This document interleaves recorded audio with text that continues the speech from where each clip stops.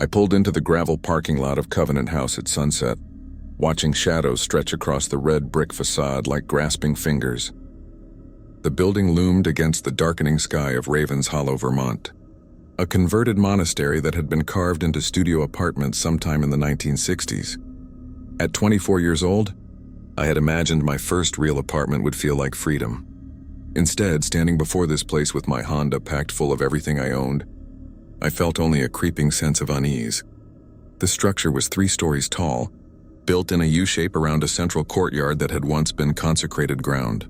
Gothic arched windows stared down at me like hollow eyes, and the peaked roof bore a weathered copper cross that had turned green with age. Nothing about it looked welcoming, but the rent was $300 less than anything else in the county, and my budget as a new library assistant did not allow for sentiment. I was hauling the first box from my trunk when I heard footsteps on the gravel behind me. I turned to see a woman approaching, perhaps in her late 60s, with steel gray hair pulled back in a severe bun. She wore a long wool coat despite the mild September evening, and her pale green eyes studied me with an intensity that made me want to step back. "You must be Daniel Whitmore," she said, her voice surprisingly strong for someone her age. "I am Constance Thorne. I manage the property." I set down the box and extended my hand. "Yes, thank you for holding the apartment for me. I know I was a few days late with the deposit." Her handshake was brief and cold. "Unit 2C, 2nd floor, East Wing." She produced a single brass key from her coat pocket, then pulled out a folded piece of paper that looked like it had been handled many times, the creases worn soft. "Before you take this key, you must read these rules. They are not negotiable. If you cannot abide by them, you cannot live here." I took the paper, expecting the usual restrictions about noise and guests. Instead, I found 7 handwritten rules in careful old-fashioned script. 1. Never enter the courtyard after dark. The gates will be locked at 8 p.m. sharp. If you find them open, do not investigate. 2. If you hear children singing in the hallways, go into the nearest apartment immediately, even if it is not your own. Lock the door and do not open it until the singing stops. 3. The 3rd floor hallway contains 6 apartments. If you ever count 7 doors, leave the building immediately and do not return until morning. 4. Never accept food or drink from the woman in Unit 1A, no matter how insistent she becomes. 5. If you wake at 3:33 a.m. and hear knocking in a pattern of 3, then silence, then 3 again, do not answer. Do not look through your peephole. Remain in your bed until 4 a.m. 6. The basement laundry room closes at 9 p.m. If you are still there after this time, do not use the stairs. Use the emergency exit door that leads to the courtyard, then walk around to the main entrance. 7. Every apartment has a mirror on the back of the bathroom door. Do not remove this mirror. If you ever see someone standing behind you in the reflection when you are alone, close your eyes and back out of the room slowly. I read through the list twice, then looked up at Constance with what I hoped was a diplomatic smile. Is this some kind of hazing for new tenants? Like a tradition or something? Her expression did not change. "Do you accept the rules, Mr. Whitmore?" "I mean, sure, but what are they really about? Fire safety? Building quirks?" "They are about survival," Constance said flatly. She held out the key. "Do you want the apartment or not?" I needed a place to live. I had already given notice at my previous shared house, and my new job at the Ravens Hollow Library started in 3 days. "Yes," I said, taking the key. "I accept the rules. Then we understand each other." Constance turned and walked back toward the main entrance without offering to help with my boxes. I watched her disappear into the building, then looked down at the paper in my hand. The rules were absurd. Doors that should not exist, mysterious women offering food, specific times and patterns of behavior. It read like something from a creepypasta forum, not a legitimate rental agreement. But the key was real and solid in my palm, and the deposit had already cleared my bank account. I folded the paper and tucked it into my pocket, then began unloading my car. The main entrance opened into a lobby with worn marble floors and dark wood paneling. A brass chandelier hung from the vaulted ceiling, several of its bulbs burned out. The air smelled of old incense and dust. To my left, I could see through a set of glass doors into what must have been the courtyard, though the failing light made it hard to see details. To my right, a wide staircase curved upward into shadow. I made 3 trips to carry boxes up to the 2nd floor, my footsteps echoing in the empty stairwell. Unit 2C was at the end of the east hallway, the last door before a tall window that looked out over the rear parking lot. The apartment itself was larger than I had expected from the outside. A small kitchen opened into a living area with hardwood floors and high ceilings. The bedroom was just big enough for a full-size bed and dresser, and the bathroom was old but clean, with black and white hexagonal tiles and a clawfoot tub. True to Constance's rules, there was a full-length mirror mounted on the back of the bathroom door. I studied my reflection, a lanky guy with brown hair that needed cutting and dark circles under green eyes from too many late nights packing. Nothing unusual in the mirror, just tired me. I spent the evening unpacking, arranging my books on the built-in shelves and setting up my small desk beneath the bedroom window. By 10 p.m., I was exhausted.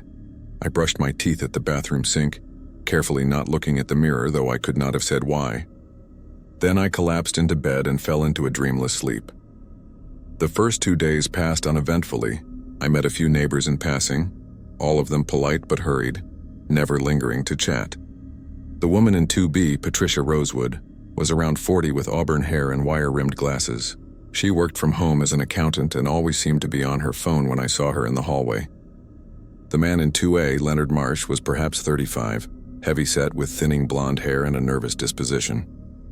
He mentioned he worked nights as a security guard somewhere downtown, which explained why I usually heard him leaving around 6 p.m. On my 3rd evening, I decided to do laundry before my first day of work. I gathered my clothes into a basket and headed down to the basement at 7:30 p.m., giving myself plenty of time before the supposed 9 p.m. closure. The basement was accessed through a door near the main entrance, and the stairs descended into a dimly lit corridor that smelled of mildew and detergent. The laundry room itself was surprisingly spacious, with 6 washers and 6 dryers lining the walls. Fluorescent lights buzzed overhead, and a small folding table stood in the center of the room. I was alone. I loaded my clothes into a washer, added detergent and started the cycle, then settled onto the folding table with my phone to wait. At 8:45 p.m., I moved my wet clothes to a dryer and started the cycle. 45 minutes to dry, which would put me at 9:30 p.m. I thought about Constance's rule about leaving the laundry room by 9 p.m., but it seemed absurd. What difference did an extra 30 minutes make? I scrolled through social media, half watching the dryer tumble my clothes. At 9 p.m. exactly, the fluorescent lights flickered once, twice, then steadied. The temperature in the room dropped noticeably. I looked up from my phone, suddenly alert. The dryer was still running, but the sound had changed. Beneath the tumbling of clothes, I could hear something else. A rhythmic thumping like footsteps on stairs, heavy, deliberate footsteps descending toward the laundry room. I stood up from the table, my heart rate accelerating. The sound grew louder, closer. I looked at the dryer. 20 minutes left on the cycle. I looked at the door I had entered through, the one that led back to the stairs in the main lobby. Then I remembered the rule. If you are still there after this time, do not use the stairs. Use the emergency exit door that leads to the courtyard, then walk around to the main entrance. I spotted the emergency exit at the far end of the laundry room, partially hidden behind one of the dryers. The footsteps were very close now, right outside the laundry room door. I grabbed my phone and ran for the emergency exit, shoving it open and stumbling out into the cool night air. I found myself in the courtyard.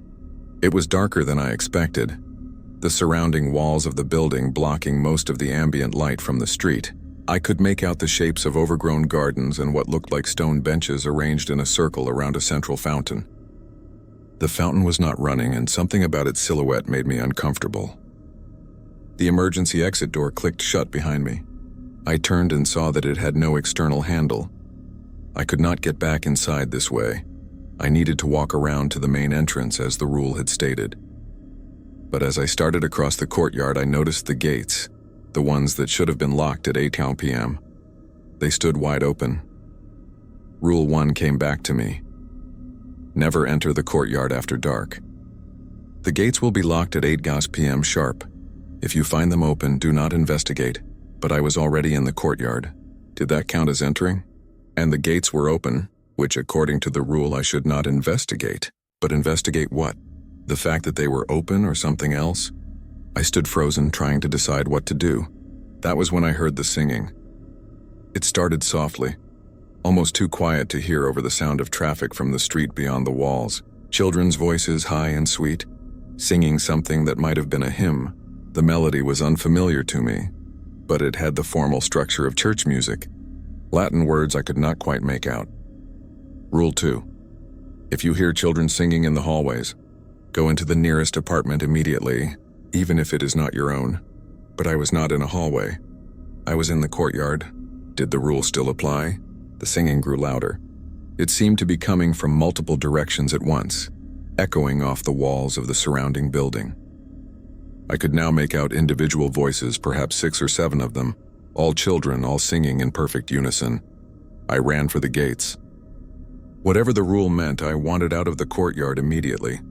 My feet pounded on the overgrown stone path, and I burst through the open gates onto the sidewalk beyond. I turned left and hurried along the side of the building toward the main entrance. Behind me, the singing continued, but it was fading now, retreating back into the depths of the courtyard. I reached the front doors and pulled them open, nearly falling into the lobby in my haste. Constance Thorne stood in the lobby as if she had been waiting for me. She held a large brass key in one hand. "You heard them," she said. It was not a question. I nodded, trying to catch my breath. The singing. Children singing. But I was in the courtyard, not a hallway, so I did not know if the rule applied. "The rule applies everywhere in this building," Constance said. She walked past me to the front doors and looked out toward the courtyard gates. "You should not have been in the courtyard after dark." I used the emergency exit from the laundry room. I stayed past 9 p.m. and I heard something on the stairs, so I followed the rule about using the emergency exit instead. Constance turned back to me, and for the first time I saw something like approval in her pale eyes. "Good. At least you followed that one correctly." She crossed the lobby to the glass doors that led to the courtyard and produced the large brass key. She unlocked the doors, stepped through, and I watched as she walked across the dark courtyard to close the gates. She moved without hesitation, without fear, and I realized she must do this every night. When she returned, she locked the courtyard doors behind her. "Your laundry," she said, "still in the dryer. It will be there in the morning. Do not go back down tonight."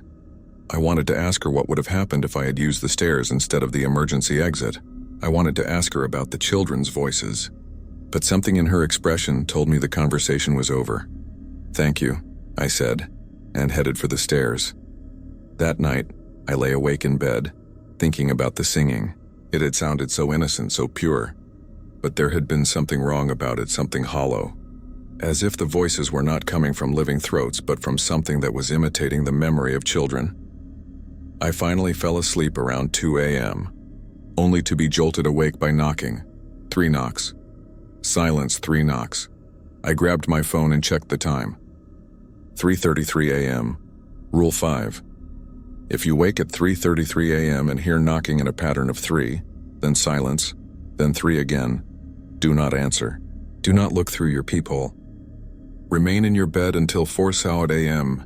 The knocking came again. 3 precise knocks on my apartment door. A pause of perhaps 5 seconds, then 3 more knocks. The pattern was mechanical in its consistency. I lay perfectly still, staring at the ceiling. Every instinct told me to get up to look through the peephole to see what was out there. But I forced myself to remain motionless, my hands clutching the blanket. The knocking continued. 3 and 3 and 3. It went on for what felt like hours, but was probably only 10 minutes. Then it stopped. Silence filled my apartment, thick and oppressive. I kept my eyes on the ceiling, counting seconds in my head, trying to estimate how long until 4 a.m. At some point, I must have dozed off because I woke to sunlight streaming through my bedroom window. I checked my phone. 20:15 a.m. I had survived the night. I got up and cautiously approached my apartment door. I looked through the peephole, half expecting to see something terrible on the other side. But the hallway was empty, just beige carpet and fluorescent lights and the other apartment doors all closed. I opened my door and stepped out to retrieve my laundry from the basement. The hallway was quiet, morning light slanting through the window at the far end. Everything looked perfectly normal. In the basement, I found my clothes still in the dryer, dry and slightly wrinkled. I folded them quickly, glancing occasionally at the door I had fled through the night before. In the daylight, the laundry room looked harmless, just a dingy basement space with old appliances. But I knew what I had heard. The footsteps on the stairs, the singing in the courtyard, the knocking at my door, all of it real. Over the following days, I settled into a routine. I woke early, went to work at the library, came home and made dinner, then spent my evenings reading or watching shows on my laptop. I followed Constance's rules meticulously.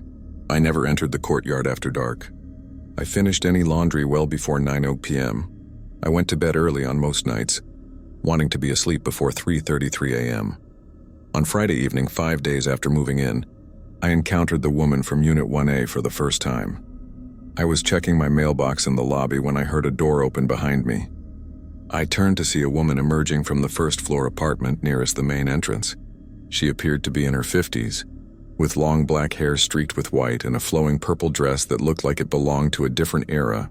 Her face was pale, almost waxen, and her dark eyes had an unsettling intensity. "You are the new tenant," she said, gliding across the lobby toward me. Her voice was low and melodious, with a slight accent I could not place. "Daniel Whitmore, Unit 2C. "That is right," I said, uncomfortable with how much she seemed to know about me. "I am Vivian Caro." She extended one hand, and I noticed her fingernails were painted deep purple to match her dress. "I have lived here longer than anyone except Constance. I know this building intimately." I shook her hand briefly. Her skin was cold and dry like paper. "I am preparing dinner," Vivian said, "and I always make too much for one person. Would you join me? I have a lovely roast with vegetables and a bottle of wine from my private collection." Rule 4 surfaced immediately in my mind. Never accept food or drink from the woman in Unit 1A, no matter how insistent she becomes. "That is very kind of you," I said. "But I have already eaten. Surely you have room for dessert? I made apple tart this morning, my grandmother's recipe." "I appreciate the offer, but I cannot. I have work to finish this evening." Vivian's smile did not waver, but something changed in her eyes, a hardness creeping in. "You are certain? It seems rude to refuse such hospitality." "I am certain. Thank you." She studied me for a long moment, then nodded slowly. "Another time, perhaps." I watched her return to her apartment, moving with that same gliding gait that seemed too smooth to be natural. When her door closed, I realized I had been holding my breath. I hurried upstairs to my apartment and locked the door behind me. Something about Vivian Caro had made my skin crawl, and I was grateful for the rule that had given me an excuse to refuse her invitation. That weekend, I met more of the building's residents. On Saturday morning, I ran into a young woman in the stairwell. She was perhaps 26 or 27, with short blonde hair and a tired face. She wore scrubs and carried a large bag over one shoulder. "Hi," she said, pausing on the landing between the first and second floors. "You must be the new guy in 2C. I am Rebecca Laurent, Unit 3B. Daniel Whitmore. Nice to meet you." "You are a nurse?" I asked, gesturing to her scrubs. "Emergency room, St. Catherine's Hospital. I just finished a double shift." She rubbed her eyes. 16 hours straight. I cannot wait to collapse." We walked up the stairs together. "How long have you lived here?" I asked. "Almost 2 years. Longest I have ever stayed anywhere, actually." "What made you stay?"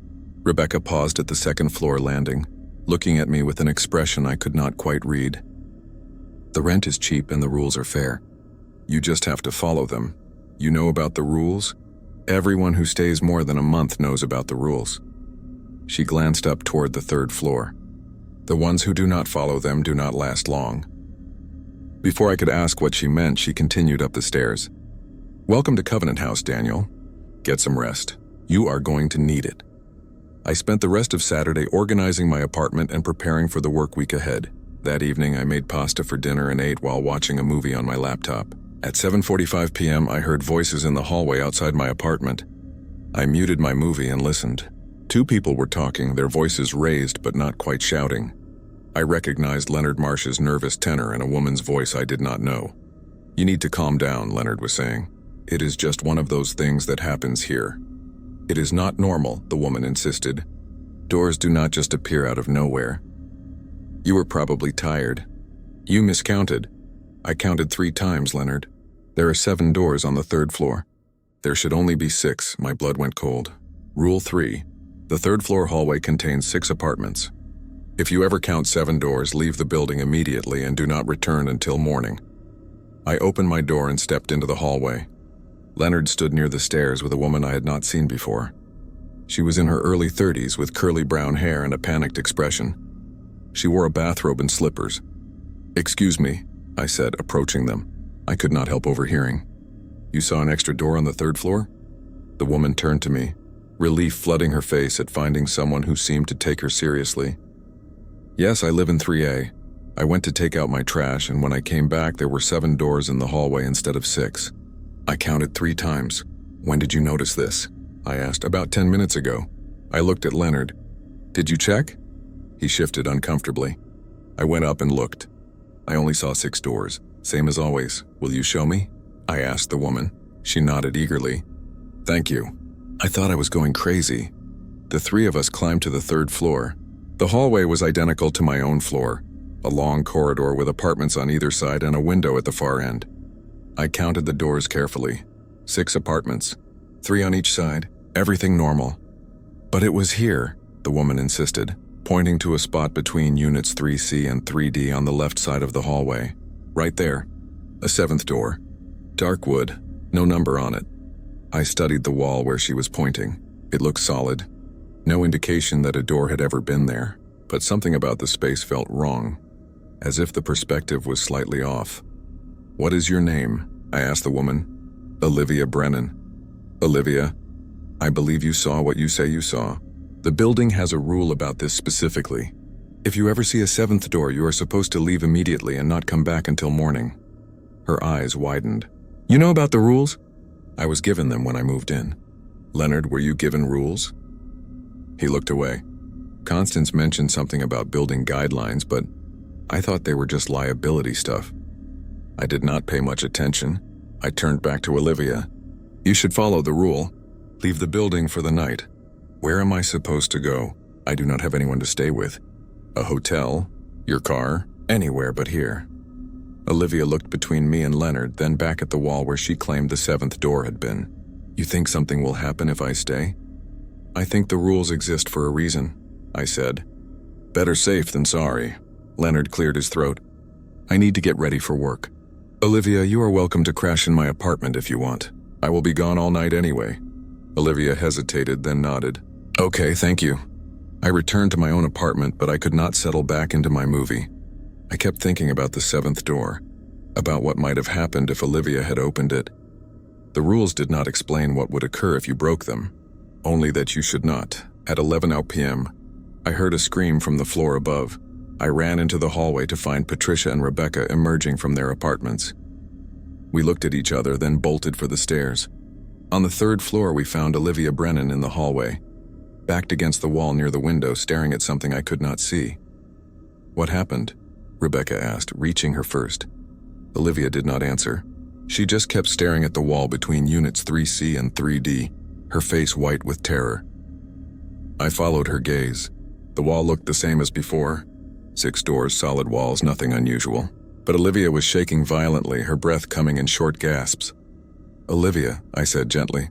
"What did you see?" "The door," she whispered. "It opened. What was inside?" She finally tore her eyes away from the wall to look at me. Nothing. Absolute nothing. Not darkness. Not emptiness. Just nothing. And I could feel it pulling at me, trying to drag me in. Patricia put her arm around Olivia. "Come on. Let us get you downstairs." We helped Olivia down to the 2nd floor. Patricia took her into her apartment in 2B, and I heard her calling someone, probably the hospital or a crisis line. Rebecca and I stood in the hallway, neither of us speaking for a long moment. "She should have left when you told her to," Rebecca said finally. "I know. This building does not give second chances." She looked at me seriously. "You followed the rules tonight. You told her what to do. What happens next is not your fault." But I felt responsible anyway. I had seen the terror in Olivia's face, the way she could not stop staring at that wall, at the space where the 7th door had appeared and opened. I wondered what would have happened if she had stepped through. Would she have been pulled into that nothing she described, or would the door have closed behind her, trapping her in whatever impossible space existed on the other side? I did not sleep well that night. I kept expecting to hear more screams or worse, silence where Olivia's apartment should be active with sound. In the morning, I learned that Olivia had checked herself into a psychiatric facility for observation. Patricia told me when I ran into her in the lobby. She kept talking about the nothing, Patricia said quietly. About how it was still calling to her. The doctors think she had some kind of mental break, but we both knew better. Over the next week, I settled into a wary routine. I followed every rule exactly, never testing the boundaries, never staying out past the specified times. I avoided Vivian Caro when I saw her in the lobby, and I made sure to be in my apartment well before 3:33 a.m.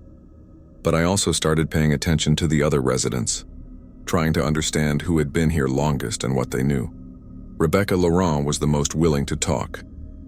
We began having coffee together some mornings when her shifts aligned with my schedule.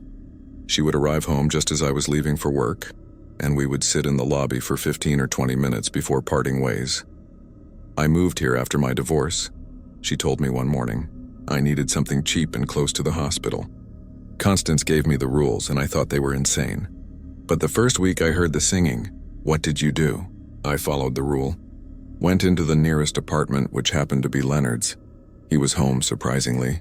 Thought I was crazy until he heard it too. After that, I took the rules seriously. Have you ever broken one? I asked. Rebecca's expression darkened. Once, about 6 months after I moved in. I got curious about the courtyard.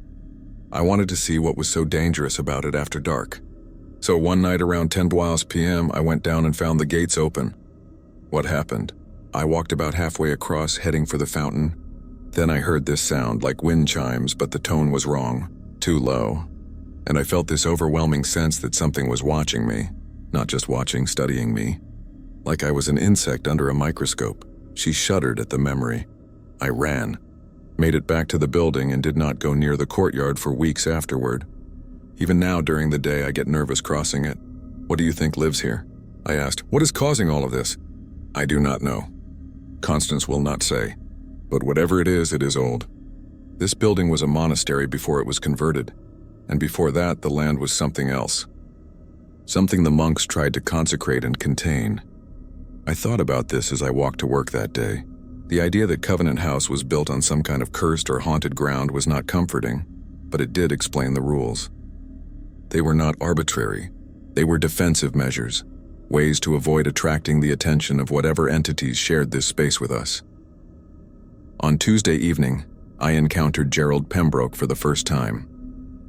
He lived in Unit 3E and was somewhere in his 60s, with white hair and a carefully trimmed beard. He wore expensive suits and always carried a leather briefcase. I met him in the mailroom while collecting my mail. You are the new tenant on the second floor, he said, his voice cultured and precise. Daniel Whitmore. That is right. And you are? Gerald Pembroke. I have lived here for 7 years. He sorted through his mail with methodical precision. I assume Constance gave you the rules. She did. Do you follow them? Religiously, I said. Good. The people who last here are the ones who understand that the rules are not suggestions. He tucked his mail into his briefcase and looked at me directly. Has anyone told you about the convergence? I shook my head. It happens once a year, usually around late October or early November. The barriers between our world and whatever exists alongside it become thinner. The rules become more important during that time, more dangerous to break. What happens during a convergence? Gerald's expression was grim. 3 years ago, a young man in Unit 2B ignored the rule about the courtyard. He went out there during the convergence around midnight. We found him the next morning by the fountain. Physically, he was fine, not a mark on him, but mentally. He trailed off. He has not spoken a coherent sentence since. He is in a care facility now, completely catatonic. Why do you stay here if it is so dangerous? I asked. Because the danger is predictable. Follow the rules, and you will be safe. In the outside world, the dangers are random, chaotic. Here, I know what I am dealing with. He closed his briefcase with a decisive snap. Besides, where else can I get a 2-bedroom apartment with these high ceilings for this price? He left, me standing in the mailroom, trying to process what he had said. The convergence. Another layer of danger I had not known about. That night I could not sleep. I lay in bed, staring at the ceiling, thinking about Gerald's story, about Olivia and the seventh door, about the singing and the knocking and the footsteps in the basement.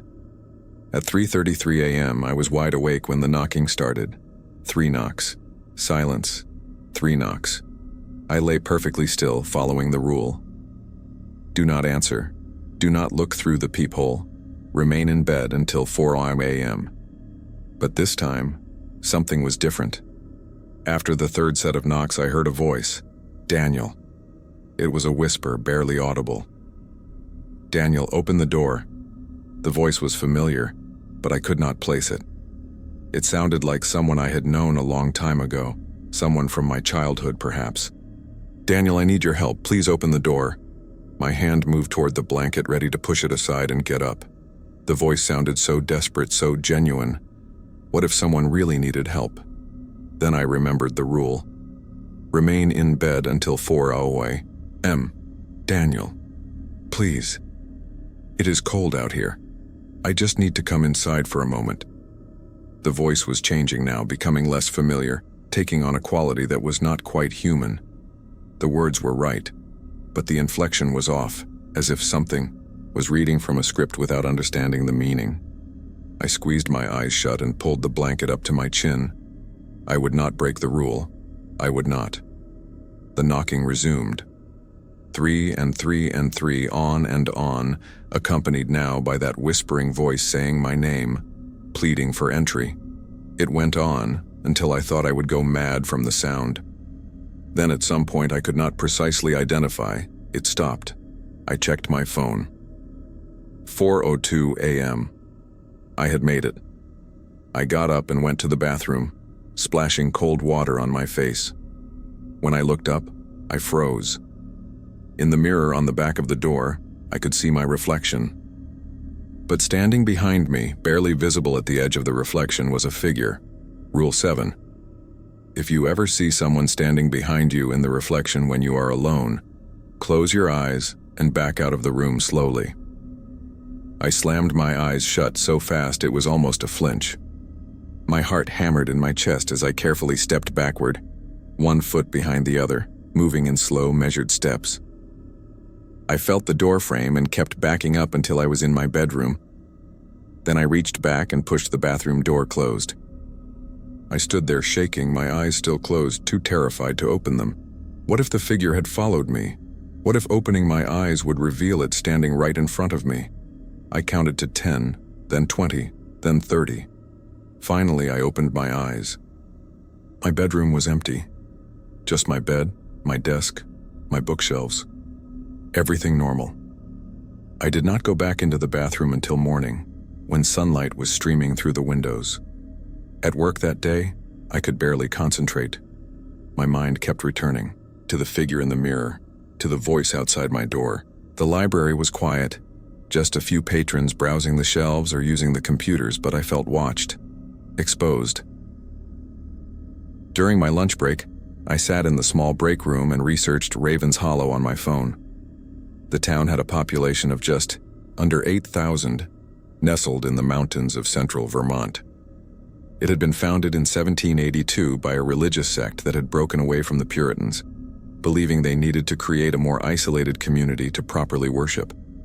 The sect had built several structures, including a monastery on the site where Covenant House now stood. According to a local history website, the monastery had operated until 1889, when a series of unexplained deaths among the monks led to its closure. The building had sat empty for decades before being purchased and converted into apartments in 1967, but it was an article from a paranormal investigation website that caught my attention. A team had attempted to investigate Covenant House in 2003, claiming the location was built on a convergence point of ley lines, places where supernatural energy was believed to concentrate. The team had spent 1 night in the building before leaving abruptly. Their final report, which I found archived on an old forum, was disturbing. We encountered phenomena we cannot explain, the lead investigator had written. Voices speaking in unknown languages, doors that should not exist, a presence that seemed to study us with malevolent intelligence. We do not recommend anyone attempt to investigate this location. Some places are not meant to be understood. I closed the browser and put my phone away, feeling sick. I was living in one of those places, a location that professional paranormal investigators had fled from. That evening, I found Constance in the lobby, polishing the brass mailboxes. I approached her carefully, unsure how she would react to my questions. "Constance, can I ask you something about the building?" She continued polishing without looking at me. "You may ask, I may not answer. What is this place really? What is causing all of these phenomena?" Constance was silent for a long moment, her hand moving in slow circles over the brass. Finally, she set down her cloth and turned to face me. "This land was marked before the monks arrived," she said quietly. "The native peoples who lived here before European settlement knew it was thin, a place where the membrane between worlds wore away. They built no permanent structures here. They came only for ceremonies and only during daylight." "The monks did not know this?" I asked. "They knew, but they thought their faith would protect them. They believed they could consecrate the ground, seal away whatever existed here." Constance shook her head. "They were wrong. The more they prayed, the more they tried to push back against it, the stronger it became, like pressing on a bruise." "What happened to them?" "They started disappearing, one by one.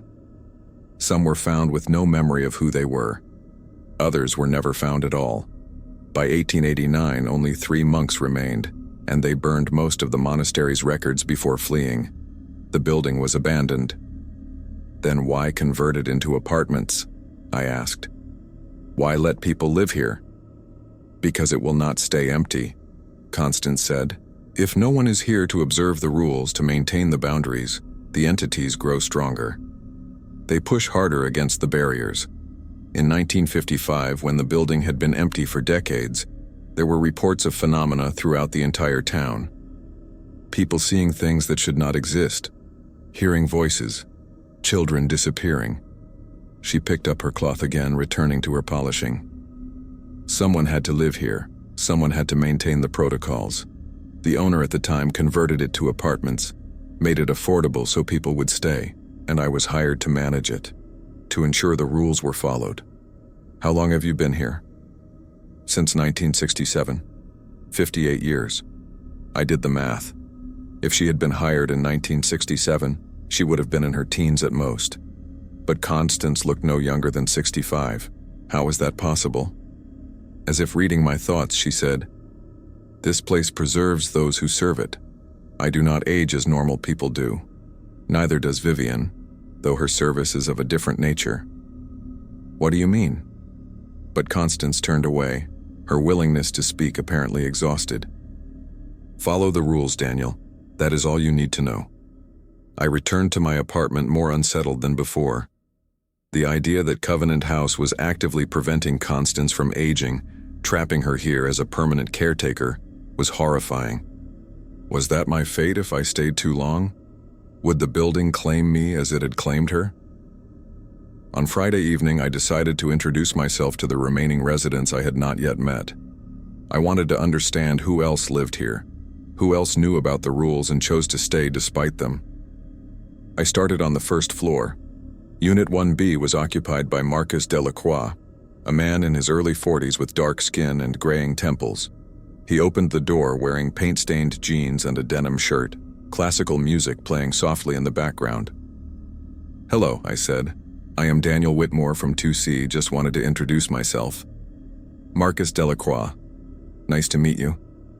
He shook my hand with a firm grip. "You are settling in, okay?" "As well as can be expected." "How long have you been here?" 4 years. I am a painter, work from home mostly. The light in these old buildings is excellent." He gestured to the interior of his apartment, and I could see several large canvases propped against the walls, abstract works in deep blues and purples. "Do you know about the rules?" I asked, lowering my voice. Marcus's expression grew serious. "I do. I follow them carefully." "Have you experienced anything unusual yet?" "Several things. The singing, the knocking, the figure in the mirror." "Then you understand why the rules exist." Marcus leaned against the doorframe. "I have a theory about this place. Want to hear it?" "Please." I think whatever exists here is not hostile by nature. It is simply incompatible with our reality, like trying to mix oil and water. When we encounter it directly, our minds cannot process what we are experiencing, so we interpret it as horror. The rules are not about keeping us safe from monsters. They are about preventing contact with something so fundamentally different from us that the mere awareness of it causes damage. It was an interesting perspective, though it did not make me feel any safer. Do you ever think about leaving? All the time, Marcus admitted. But I have lived here longer than anywhere else in my adult life, and my art has never been better. Something about this place, about living so close to the unknown, it feeds my creativity. I know that sounds pretentious, but it is true. I thanked him and moved on to Unit 1C, which was occupied by Diane Fletcher, a woman in her 70s with white hair and kind eyes. She invited me in for tea, and we sat in her small living room, surrounded by photographs of what I assumed were her children and grandchildren. I have lived here since 1985, she told me, pouring tea into delicate china cups. 40 years. Longer than anyone except Constance and Vivian. Why have you stayed so long? Where else would I go? She smiled sadly. I raised my children here. My husband died here peacefully in his sleep 15 years ago. This place is my home, strange as it may be. You must have seen a lot of people come and go. Oh yes, dozens over the years. Most leave within 6 months. A few stay longer, like Rebecca and Gerald. And then there are those like me, who make peace with it. Make peace with the danger? I asked. Make peace with the mystery, Diane corrected. The danger only exists if you break the rules. If you follow them, this is just an old building with cheap rent and unusual quirks. I have grandchildren who visit me here during the day. I have friends in town. I have a life. The strange things that happen at night, they are simply part of the rent I pay. Her acceptance was both admirable and unsettling. She had integrated the horror into her daily life so completely that it was no longer horror to her, just routine. On the 3rd floor, I met the remaining residents. Unit 3C was occupied by Thomas Wright, a graduate student in his late 20s studying philosophy at a nearby university. He was tall and lanky with messy brown hair and perpetually tired eyes. Yeah, I know about the rules, he said when I asked. They are fascinating, actually. I am writing my dissertation on phenomenological encounters with the numinous. This building is a perfect case study. You are studying the building? I asked. Among other things. The way the rules create a framework for interaction with non-human intelligence, it is incredible. Most people encounter the supernatural, randomly, chaotically. Here there are patterns, predictable responses. It is like a form of communication. Have you ever tried to break a rule intentionally? To see what would happen? Thomas looked at me like I had suggested he jump off a cliff. God, no. I am researching this place, not trying to get myself killed. Observation only. Careful, documented observation. Unit 3D was occupied by Sarah Kimball, a woman in her mid-30s who worked as a freelance web designer. She was short with curly red hair and a nervous energy that manifested in constant movement. I have been here 11 months, she said, fidgeting with a pen as we talked in her doorway. Almost a full year. That is longer than I have lived anywhere since college. Why stay if it makes you nervous? I asked, noting how her eyes kept darting to the hallway behind me. Because I am always nervous everywhere. Anxiety disorder. At least here, the things I am afraid of are real and follow predictable patterns. In the outside world, I am afraid of everything all the time. Here, I just have to be afraid between certain hours or in certain places. It is almost easier. It was a twisted logic, but I understood it. Fear with boundaries was more manageable than fear without them. The last apartment I visited was 3F, occupied by James Holloway, a man in his early 50s who worked as a high school history teacher. He had gray hair and wire-rimmed glasses and spoke with the measured calm of someone used to dealing with teenagers. I have been here 3 years, he told me. I moved in after my divorce, needed something affordable and did not care about amenities. The rules seemed eccentric at first, but I've always been good at following directions. Have you experienced much? I asked. Enough to know the rules are legitimate. I heard the singing once during my first month. I went into Rebecca's apartment, and we waited it out together. Since then, I have been very careful. He adjusted his glasses. The way I see it, this building is like a historic site with hazards. You would not touch the artifacts in a museum or lean over the railing at the Grand Canyon. Here, you do not break the rules. Simple as that. After meeting everyone, I returned to my apartment with a better understanding of my neighbors. They were all normal people who had made the choice to live with the abnormal. Some had practical reasons like cheap rent. Others had personal reasons like Diane's attachment to her home or Sarah's need for predictable fears.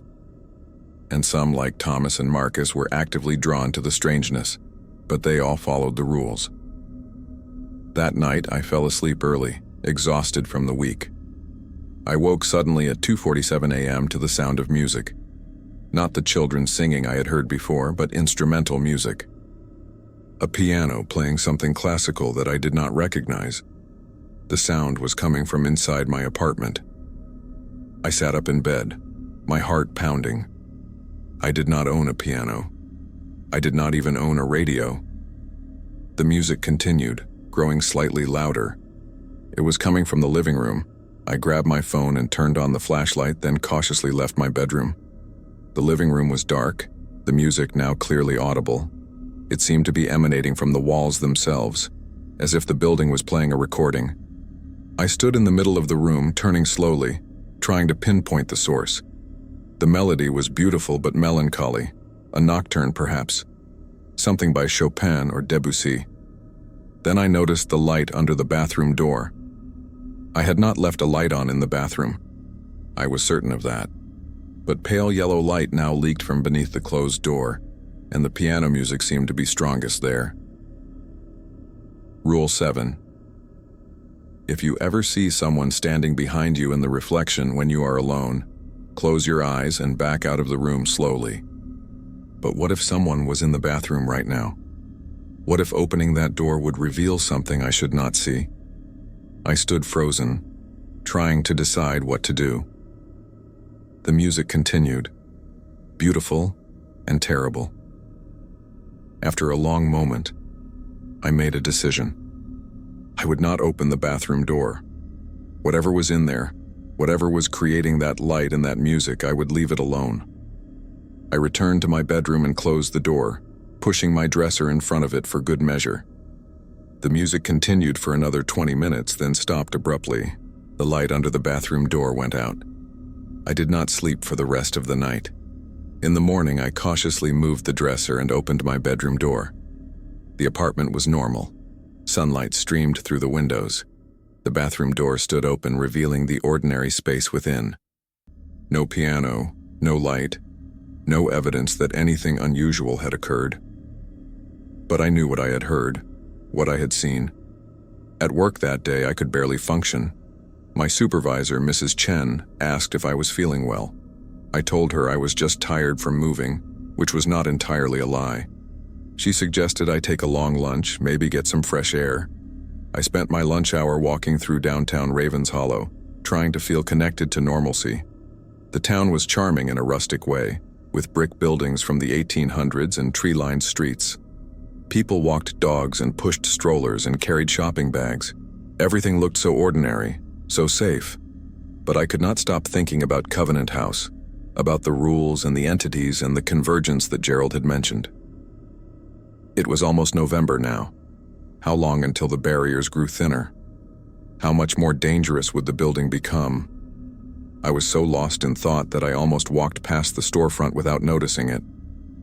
A small shop with a hand-painted sign that read, Ravens Hollow Historical Society and Archives. Something made me stop and look in the window. Inside, I could see shelves of old books and display cases containing artifacts. A woman sat at a desk near the back, reading something by lamplight. I went inside. The shop smelled of old paper and furniture polish. The woman looked up as the bell above the door chimed. She was perhaps 60, with gray hair and a long braid and reading glasses on a chain. "Can I help you?" she asked. "I am doing some research on local history," I said, specifically on the old monastery that was converted into Covenant House apartments. Her expression changed immediately, becoming more alert. "You live there?" "I just moved in a few weeks ago." She stood up and came around the desk. "I am Margaret Ashford. I run this historical society, and I have been trying to get permission to properly research that building for 20 years. "What do you want to know about it?" I asked. "Everything. The monastery's records were mostly destroyed, but there are rumors. Stories passed down through families in town, things that do not make it into official histories." She gestured to a table near the window. "Sit. Let me show you what I have found." Margaret retrieved a cardboard box from a back room and set it on the table. Inside were photocopied documents, old photographs, and handwritten notes. "The monastery was established in 1782 by a sect called the Order of the Veil," she began, pulling out a faded photograph of stern-looking men in religious robes. "They believed that certain locations on Earth were thin places, where the barrier between our world and other planes of existence was weak. They thought it was their sacred duty to guard these places." "Guard them from what?" I asked. "From whatever exists on the other side. From preventing crossovers." Margaret showed me a hand-drawn map of the area from the 1700s. On it, the site where Covenant House now stood was marked with a symbol I did not recognize. The order built their monastery on this exact spot because they believed it was one of the thinnest places in the New World. "What happened to them?" "They lasted about 100 years. At first, everything seemed fine. They prayed and performed rituals and maintained their vigil. But around 1850, things started going wrong. Monks began experiencing visions. Some claimed they could see through to the other side. Others said they heard voices speaking in languages that had never been human." Margaret pulled out a journal entry, carefully preserved in a plastic sleeve. The handwriting was shaky and hard to read. "This is from Brother Matthias, one of the last monks to leave. He wrote this in 1888, a year before the monastery closed." I leaned forward to read. "The boundaries weaken with each passing year. We have tried everything to strengthen them, but our efforts seem only to make things worse. Last night, Brother Thomas walked through a door that should not exist and did not return. We found his robe in the courtyard this morning, neatly folded, but there was no sign of him.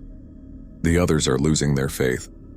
They say the thing we were meant to guard against has learned to mimic us, to use our own rituals against us. I fear they are right. God forgive us, but I believe we must abandon this place before it claims us all." I sat back, my skin crawling. Brother Thomas walked through a door that should not exist. "Like the 7th door on the 3rd floor?" Margaret's eyes widened. "You have seen it?" "Not personally, but another resident did. It appeared between 2 apartments. She said when it opened, there was nothing on the other side. Just absolute emptiness. That matches the accounts from the monastery. Several monks reported seeing doors or windows that opened onto nothing." Margaret shuffled through her papers and found another document. "This is a letter from the bishop, who eventually ordered the monastery closed.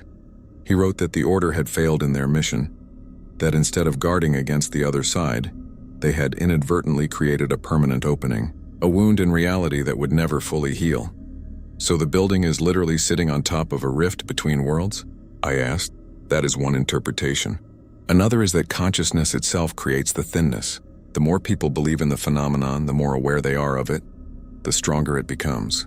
A self-fulfilling prophecy on a metaphysical level." Margaret showed me more documents, newspaper clippings about disappearances near the monastery in the 1800s, accounts from townspeople who claimed to hear singing coming from the empty building in the early 1900s, and a report from the developer who converted it to apartments in 1967. "The developer only owned it for 6 months, Margaret said. He sold it to a property management company for a fraction of what he paid. In his personal notes, which his daughter donated to us, he wrote that the building was wrong, that no amount of renovation could fix what was fundamentally broken about it." "Who owns it now?" I asked. "A shell corporation based in Delaware. I have tried to trace the ownership, but it is deliberately obscured. Layers upon layers of legal entities. Someone wants to keep their connection to the property secret." I spent another hour with Margaret going through her research. By the time I left, I had a much clearer picture of what Covenant House really was. A wound in the fabric of reality that had existed for centuries, maintained and managed but never healed. That evening, I returned to the building with a sense of dread. The sun was setting, casting long shadows across the courtyard. I could see through the glass doors that the space was peaceful in the fading light, the overgrown gardens almost beautiful in the golden hour. But I knew that in an hour, when full darkness fell, those gates would be locked, and whatever existed in that courtyard after dark was not something I wanted to encounter. I went up to my apartment and made dinner, trying to distract myself with the routine task. But my mind kept returning to Margaret's research, to the monks who had disappeared, to Brother Thomas walking through a door into nothing. At 8:15 p.m., I heard a knock on my door. Not the pattern from 3:33 a.m., just a normal knock. I checked the peephole and saw Patricia from 2B. I opened the door. "Hey, Patricia, everything okay?" She looked worried. "Have you seen Leonard today?" "No, why?" "He did not come home from work last night. I called his security company, and they said he never showed up for his shift. His door is locked and he is not answering his phone." A cold feeling settled in my stomach. "When was the last time you saw him?" "Yesterday afternoon around 5 p.m. he was leaving for work. He seemed normal, maybe a bit tired, but nothing unusual." I thought about Leonard's nervous disposition, about how he had dismissed Olivia's concerns about the seventh door. Had he encountered something in the building? Broken a rule without realizing it? "Maybe we should check with Constance," I suggested. "She might have a spare key." We found Constance in the basement doing laundry. When we explained about Leonard, her expression grew grave. "When did he leave the building yesterday?" she asked. "Around 5 p.m., Patricia said. "And he did not return at all during the night?" "I do not think so. I would have heard him." "Our apartments share a wall." Constance dried her hands on a towel and headed for the stairs. "Come with me." We followed her to the second floor. Constance produced her large keyring and unlocked Leonard's apartment. The three of us stepped inside. The apartment was dark and cold. Constance turned on the lights, revealing a space that looked hastily abandoned. Leonard's work uniform was laid out on his bed as if he had been preparing to change into it. His wallet and phone sat on the kitchen counter. But there was no sign of Leonard himself. Constance walked through the apartment, checking each room methodically. In the bathroom, she stopped. Patricia and I crowded into the doorway behind her. The mirror on the back of the bathroom door was shattered. Not cracked, but completely destroyed, shards of glass scattered across the floor. And on the wall where the mirror had hung, someone had written words in what looked like black marker. "I saw it, saw me, saw it, saw me, saw it." The words repeated over and over, covering the entire door in manic scrawl. "Oh God," Patricia whispered. Constance turned to face us, her expression grim. "Leonard broke Rule 7. He saw something in the mirror and did not close his eyes." "Where is he?" I asked. "Gone. The same place all of them go when they break the rules too severely. Into the nothing. Into the spaces between. Can we get him back?" Patricia asked, her voice trembling. "No," Constance said simply. "Once they cross over fully, they do not come back. Not as themselves." We left Leonard's apartment in silence. Constance locked the door behind us, and I noticed she made a small mark on the doorframe with a piece of chalk. A symbol I did not recognize. "What is that for?" I asked. "To seal it. To prevent anything from using this apartment as an entry point." She looked at both of us. "Leonard's belongings will be removed tomorrow. The apartment will be fumigated and blessed before anyone new moves in. Until then, do not go near that door." Patricia returned to her apartment, visibly shaken. I stood in the hallway with Constance. "How many people have you lost to this building?" I asked quietly. "Dozens," she said. "Over the years? Most leave before it gets that bad. But there are always some who push the boundaries, who think they can outsmart the rules, or who simply make a mistake at the wrong time. Why do you stay? Why do you keep doing this?" Constance looked at me with those pale eyes, and for the first time, I saw the weight of decades in them. "Because someone has to. If this building stands empty, the entities spread. They move beyond these walls into the town, looking for new places to manifest. As long as someone lives here, as long as the rules are followed and the boundaries maintained, they stay contained. I stay because leaving would condemn others to face what I have learned to manage. That is not fair to you," I said. "Fair has nothing to do with it. This is simply what is." She turned and walked away, leaving me alone in the hallway. That night, I lay awake thinking about Leonard, about how he had seemed so nervous, so aware of the danger, and yet he had still broken a rule.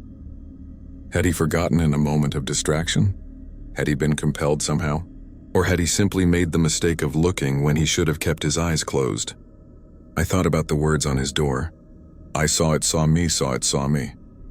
The repetition suggested a mind breaking down, unable to process what it had experienced. And now Leonard was gone, pulled into whatever impossible space existed on the other side of that broken mirror.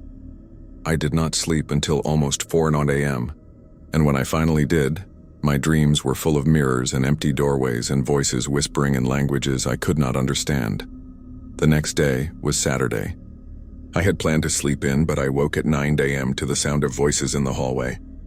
I opened my door to find Constance supervising 2 men in coveralls as they removed Leonard's belongings from 2A.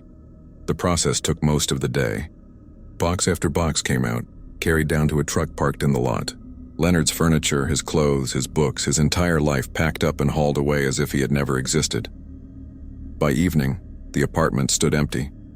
I watched from my doorway as Constance performed some kind of ritual inside, burning sage and speaking words in Latin.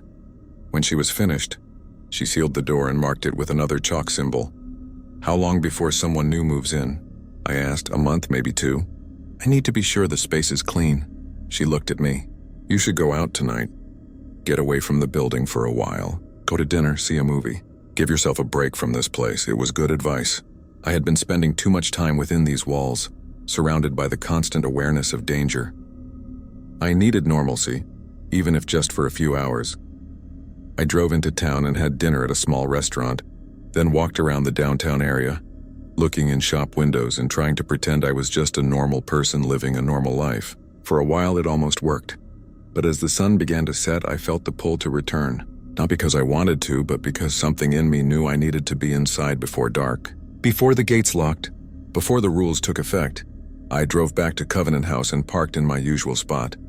The building looked different in the twilight, the windows reflecting the dying light like watchful eyes. I took a breath and walked to the main entrance. Inside, the lobby was empty. I checked my mailbox and found a single envelope, hand-addressed to me in elegant script. There was no return address. I opened it carefully. Inside was a single card with a message written in the same flowing handwriting. "You are invited to dinner at Unit 1A, tomorrow evening, 7 p.m. Please do not refuse again. We have much to discuss." VC Vivian Caro was inviting me to dinner. Again. And the tone of the message suggested this was not really an invitation, but a summons. Rule 4. Never accept food or drink from the woman in Unit 1A, no matter how insistent she becomes.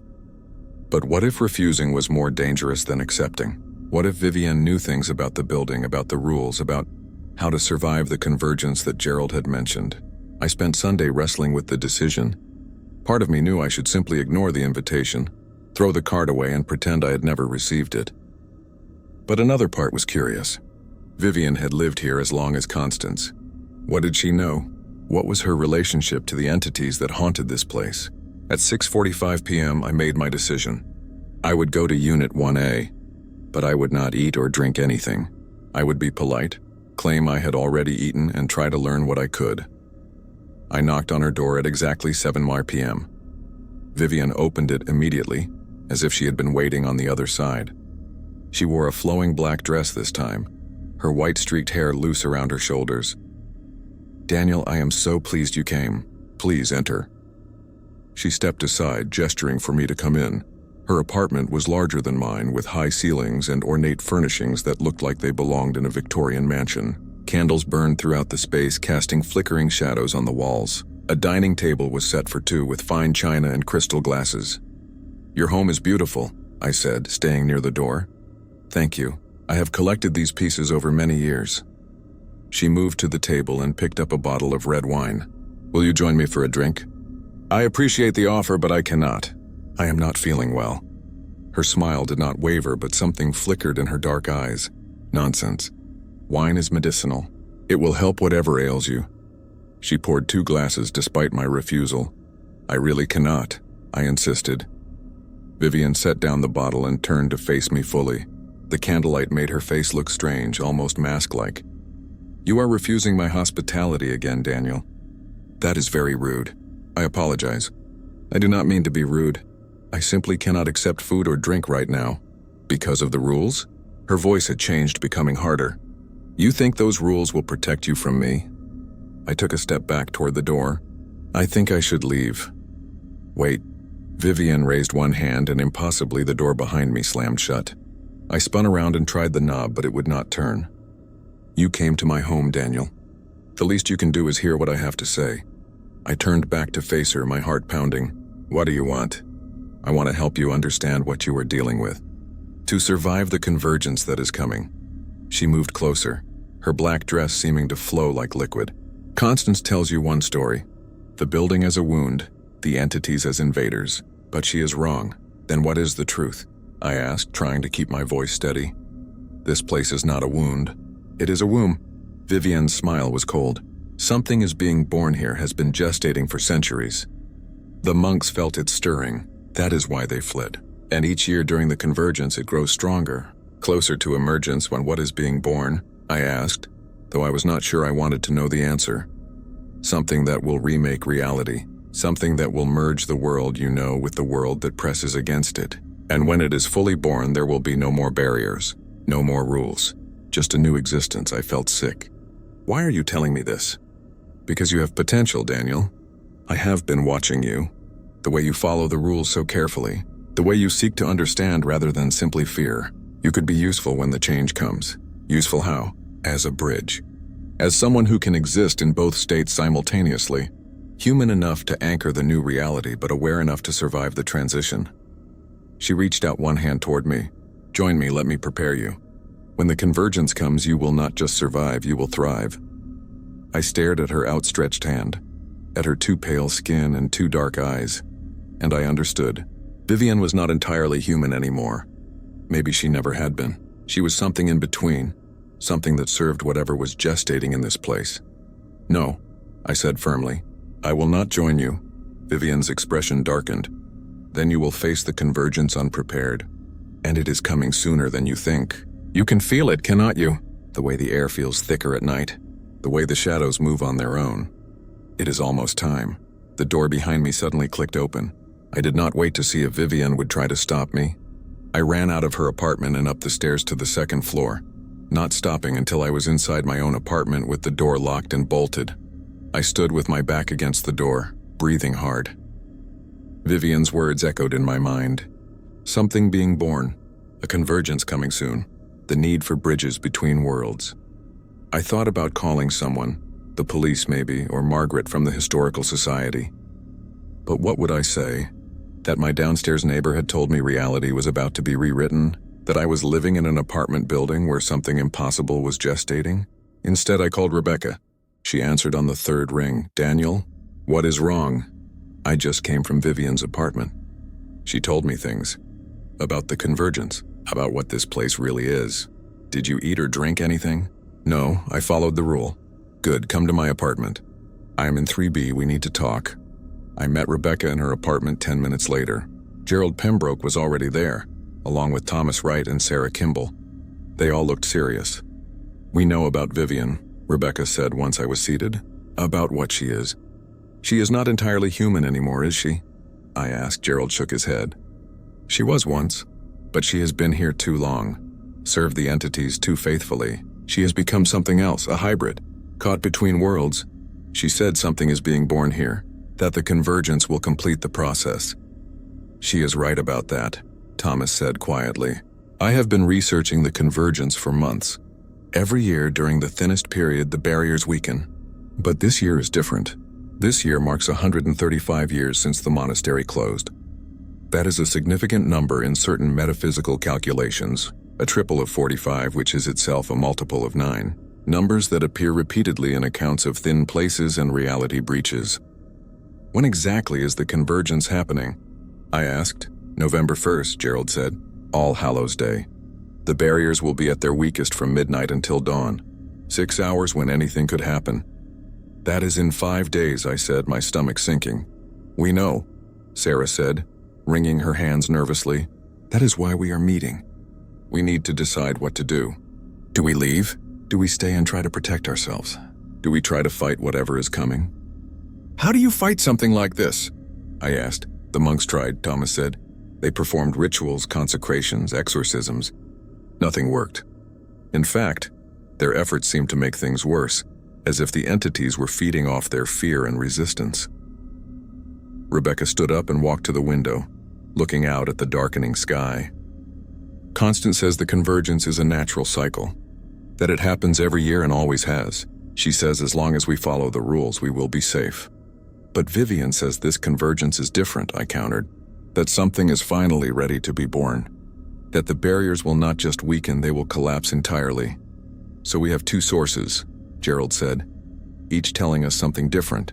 Constance, who has maintained this place for decades, and Vivian, who has become something other than human. Which do we believe? What does Marcus think? I asked, or Diane? Marcus is planning to leave on October 31st, Sarah said.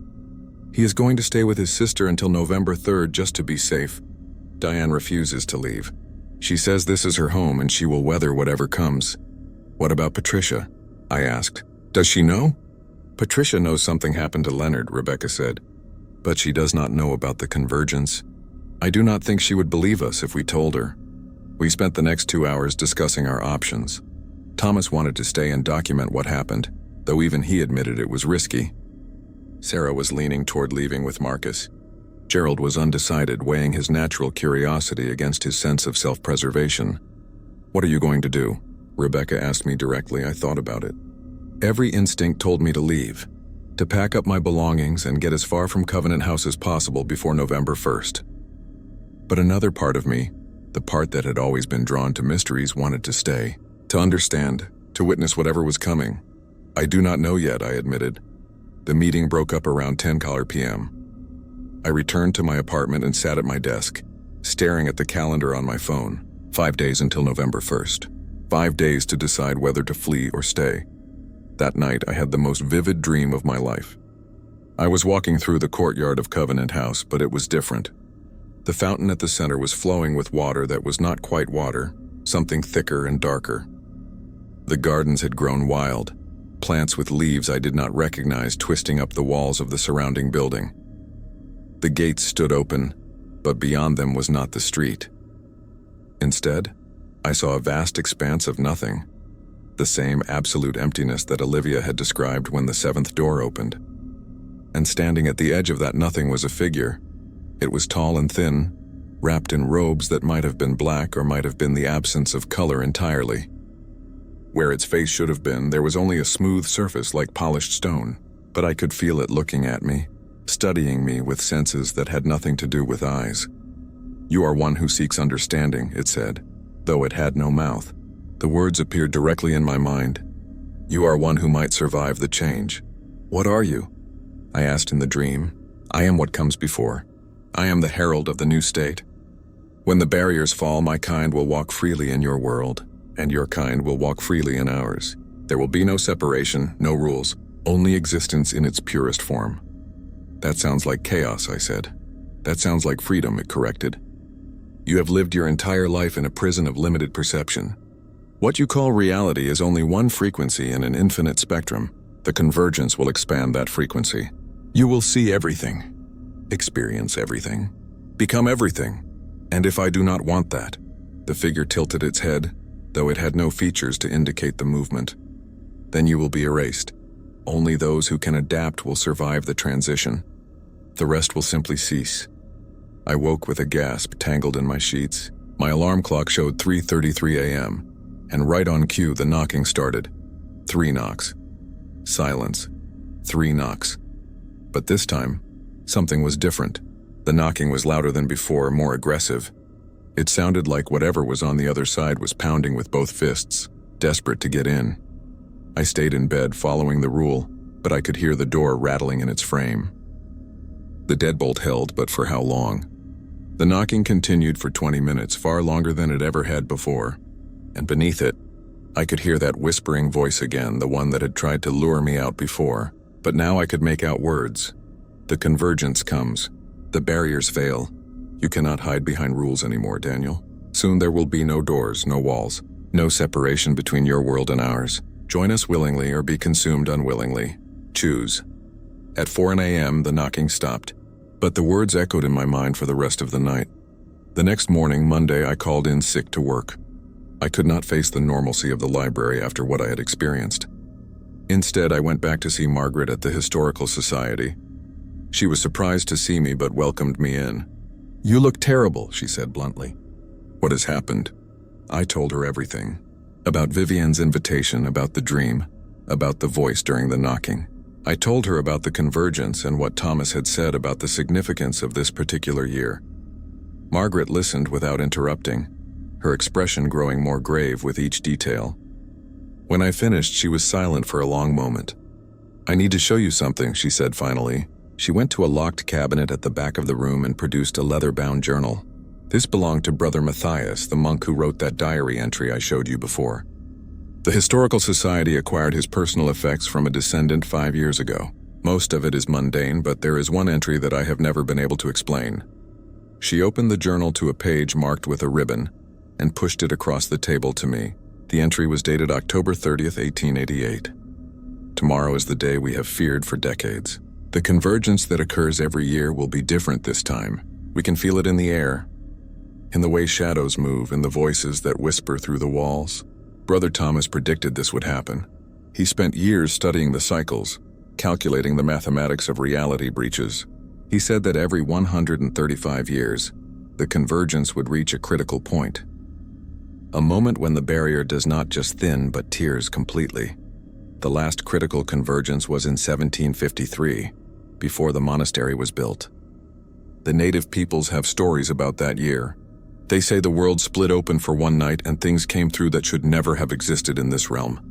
Many died. The survivors performed a great sealing, binding the breach with rituals and sacrifice. But the binding was never permanent. It only delayed the inevitable. And now, 135 years later, it happens again. Brother Thomas believed that if we perform the right counter-ritual during the convergence, we can seal the breach permanently.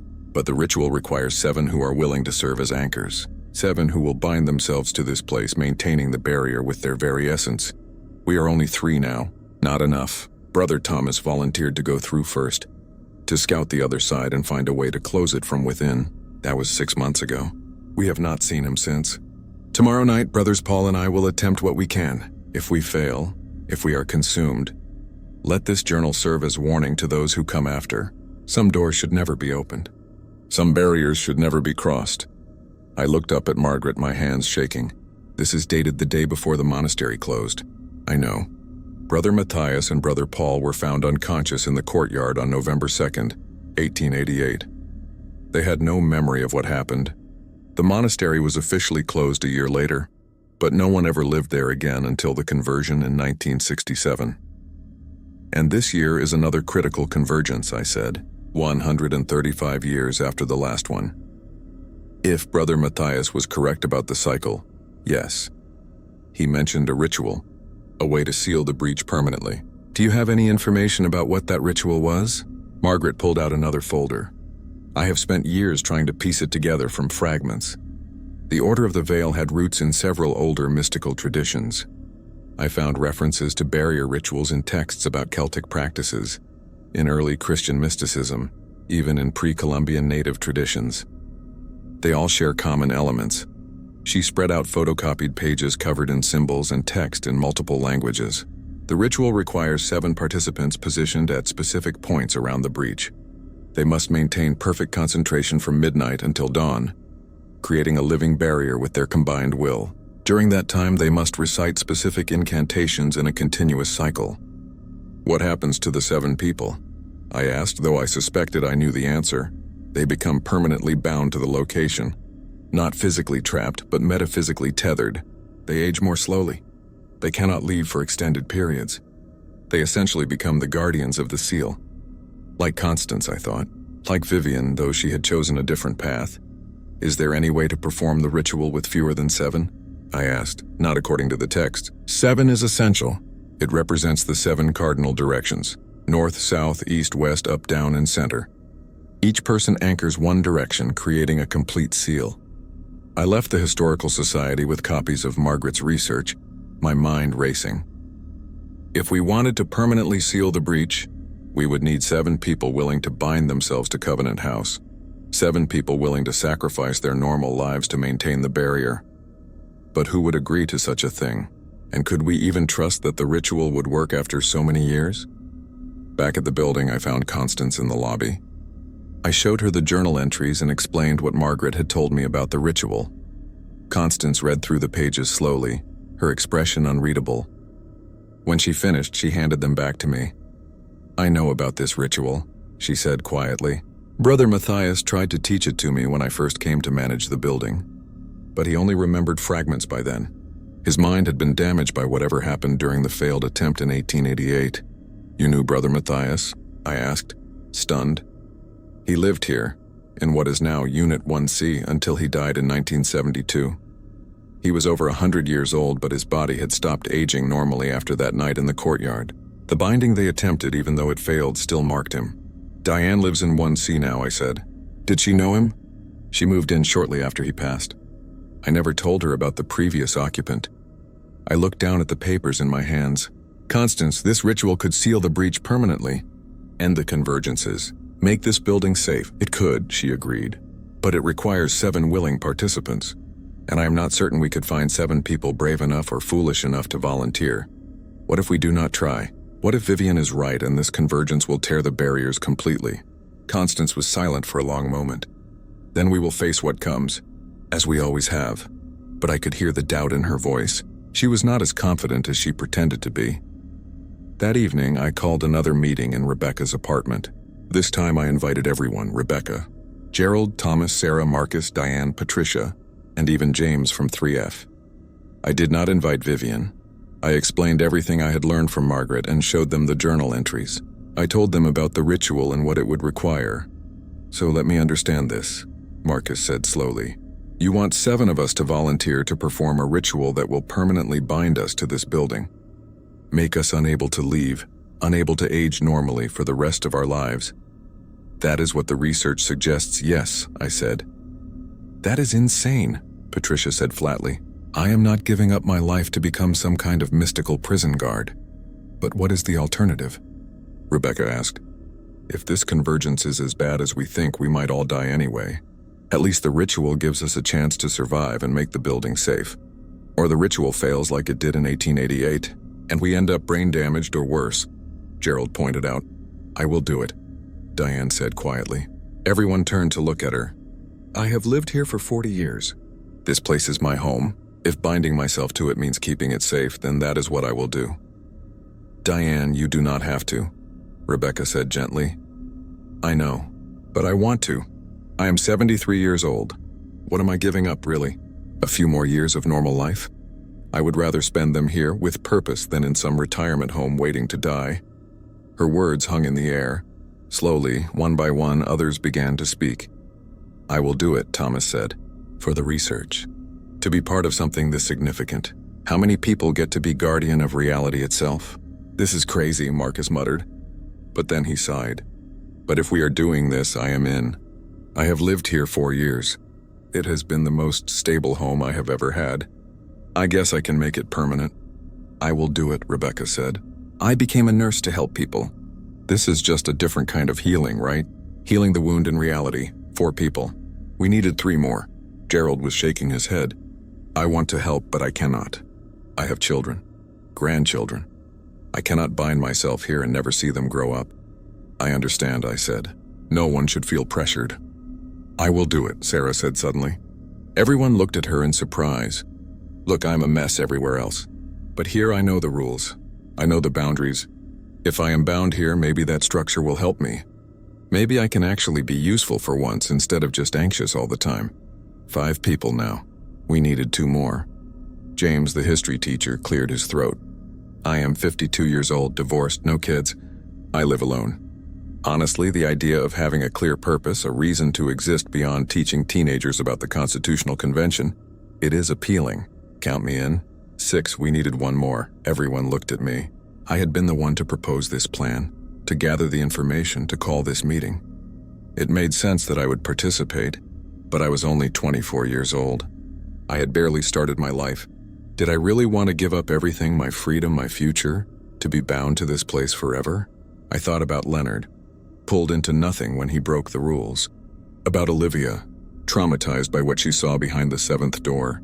About all the people who had disappeared or died in this building over the decades. About what might happen if we did nothing and the convergence tore reality apart. "I will do it," I said. "I am in." Patricia stood up abruptly. "You are all crazy. Completely insane. I am leaving tonight, before any of this happens." She stormed out of the apartment. Gerald stood more slowly. "I am sorry, but I am leaving too. My family is more important than this building. I hope you all survive truly, but I cannot be part of this." After they left, the 7 of us who remained sat in silence. 7 people willing to sacrifice everything to save a building that most people would say was not worth saving. "We have 4 days to prepare," Thomas said. "I will need time to study the ritual, to make sure we understand every step. We cannot afford mistakes." "I will talk to Constance," Rebecca said. "Get her help. She has been bound here for decades. She can guide us through what to expect." The meeting dispersed and I returned to my apartment feeling both terrified and resolved. In 4 days everything would change. Either we would succeed in sealing the breach permanently, or we would fail and face whatever horrors came through during the convergence. I did not sleep much that night. Every sound made me jump, every shadow seemed to move. At 3:33 a.m. the knocking came again, more violent than ever. The door actually cracked slightly under the assault and I heard wood splintering, but I stayed in bed. I followed the rule, and at 4:09 a.m. it stopped. In the morning I examined my door. There were deep gouges in the wood, as if something with claws had been trying to tear it apart. I called Constance and she came up to look. "It is getting stronger," she said grimly. "As the convergence approaches, the barriers weaken. The entities can exert more force, manifest more fully. Will the doors hold until November 1st? I asked. "I do not know. We may need to reinforce them." Over the next 3 days, the entire building changed. The atmosphere grew heavier, more oppressive. Shadows moved when they should not. Sounds echoed from empty rooms. The temperature dropped at random intervals, and we would find frost on windows even during the day.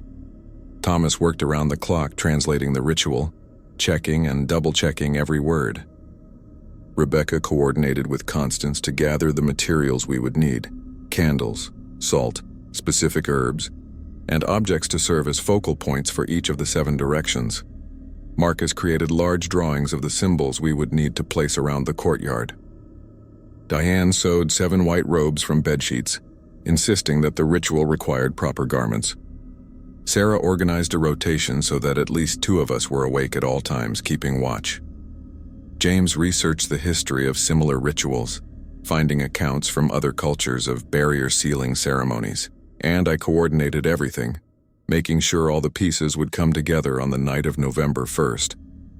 Patricia and Gerald left on October 29th, both moving out quickly without ceremony. Their apartment stood empty, adding to the eerie quiet that had settled over the building. On October 31st, Halloween, the activity reached a fever pitch. At 2:09 p.m., all the lights in the building went out even though the power was still on. Candles refused to stay lit. The temperature dropped so low we could see our breath. At 4:01 p.m., we heard the singing, not just in the hallways but everywhere. Children's voices filled every apartment, every stairwell, every corner of the building. The sound was beautiful and terrible, a hymn in that same unknown language I had recorded from my bathroom vent. At 6:00 p.m., doors began appearing and disappearing throughout the building. Not just the 7th door on the 3rd floor, but doors everywhere, on walls, on ceilings, even on floors. Some stood closed, others hung open, revealing that impossible nothing beyond. By 8:00 p.m., none of us dared to be alone. We gathered in Rebecca's apartment, all 7 of us waiting for midnight, the moment when the convergence would reach its peak. "Are we ready?" Rebecca asked, looking around at each of us. "No," Marcus said honestly, "but we are doing this anyway." At 11:30 p.m., we put on our white robes and gathered the ritual materials. Constance met us in the lobby, her expression grave. "Once you begin," she said, "you cannot stop. No matter what you see, no matter what you hear, you must maintain the chant until dawn. If even one of you breaks concentration, the ritual will fail." "What happens if we fail?" Diane asked. "Then the barrier falls completely, and everything on the other side comes through, including what Vivian calls the thing waiting to be born." We walked out into the courtyard at 11:45 p.m. The gates stood open, and beyond them was not the street but that vast expanse of nothing. The fountain at the center of the courtyard was flowing, but the water was black and thick, moving in ways that defied physics. We took our positions according to Thomas's diagrams. I was assigned to the north point facing the main building. Rebecca stood at south, Marcus at east, Sarah at west. Thomas took the up position, standing on the edge of the fountain. James took the down position, crouching near a grate that led to the basement, and Diane stood at the center in the heart of the courtyard. At exactly midnight, we began to chant. The words were in Latin, but with phonetic elements from older languages. We had memorized them over the past 3 days, practicing until we could recite them in our sleep. Now, standing in our assigned positions with candles lit at our feet and salt circles drawn around us, we spoke the words in unison. Sigillum ponimus, limen claudimus, mundum servamus. We seal the barrier. We close the threshold. We preserve the world. The effect was immediate. The black water in the fountain began to glow with pale blue light. The air between us shimmered as if we were looking through heat waves. And from every door in the building, from every window, came a terrible shrieking sound. The entities knew what we were doing, and they did not want to be sealed away. Things began to emerge from the open doors scattered throughout the building. Tall, thin figures in robes, shapes that might have been human but were stretched wrong. Creatures that defied description, their forms shifting and changing as they moved. They swarmed into the courtyard, moving toward us. But when they reached the salt circles, they stopped. They could not cross that barrier. Not yet. We continued chanting. The words felt strange in my mouth, as if they were reshaping my tongue, my throat, changing me from the inside. I could feel something fundamental shifting, my essence being woven into the fabric of the building itself. Around 1 a.m., Vivian appeared at the edge of the courtyard. She was no longer bothering to maintain her human appearance. Her skin had taken on a translucent quality, and beneath it I could see networks of light instead of veins. Her eyes were entirely black, reflecting nothing. "Stop this foolishness," she called out. "You do not understand what you are doing. The birth cannot be prevented. It can only be guided. Join me and I will ensure you survive the transition." None of us answered. We kept chanting, our voices growing stronger. Vivian's expression twisted with rage. She stepped into the courtyard, and I expected her to stop at the salt lines like the other entities. But she walked right through them, her hybrid nature allowing her to exist in both states simultaneously. She moved toward Diane at the center, her hands reaching out.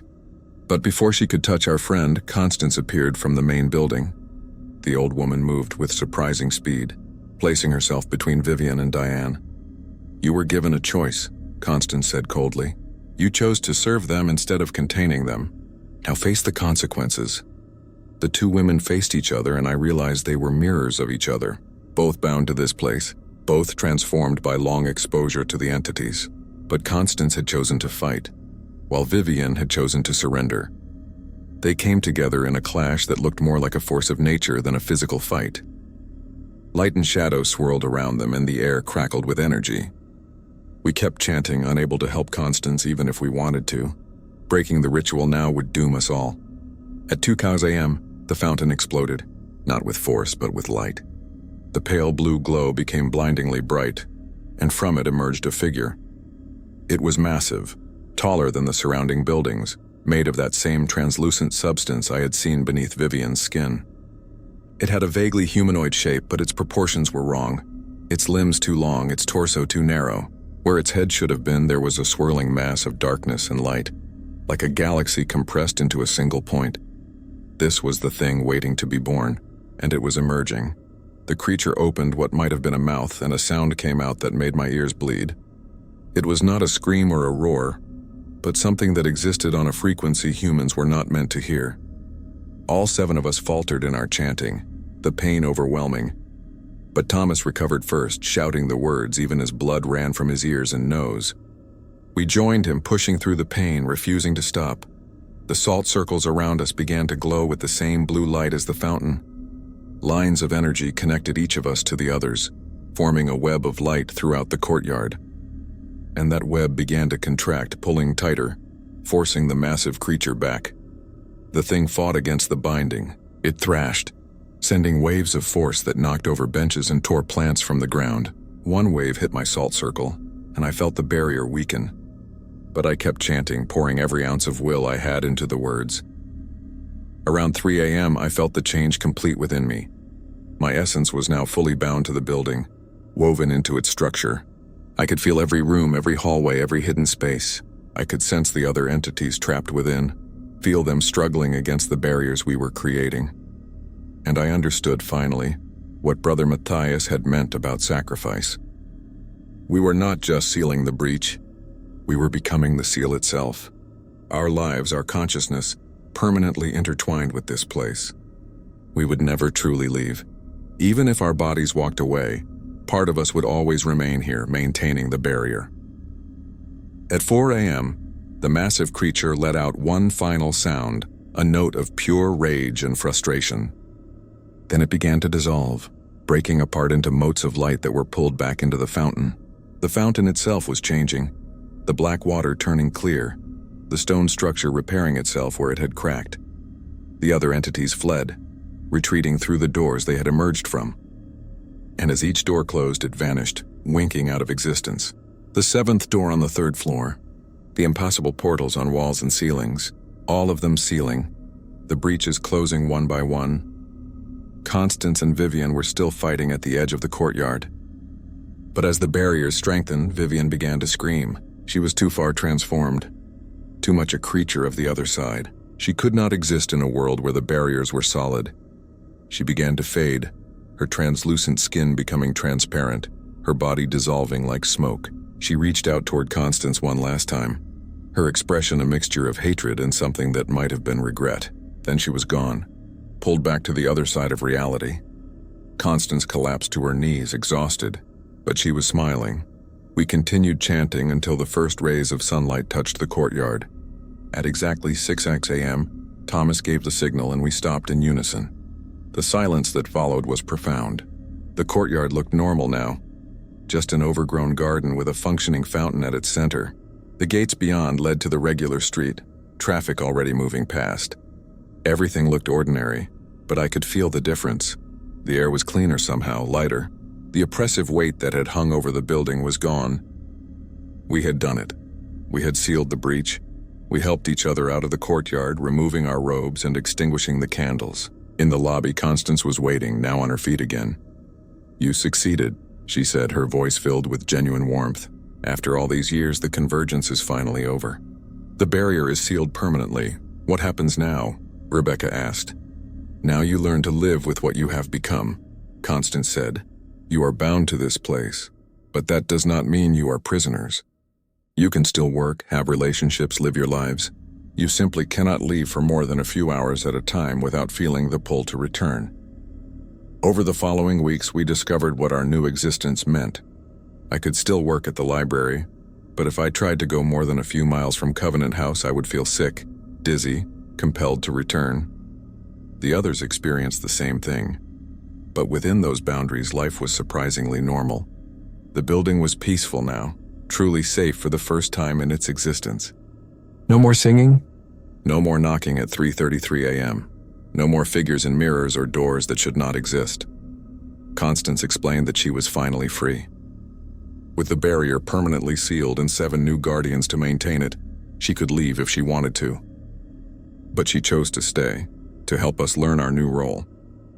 New tenants moved in over the following months, unaware of what had happened or what we had sacrificed. They lived normal lives in the building, paying cheap rent and enjoying the historic architecture. We did not tell them about the rules or the entities.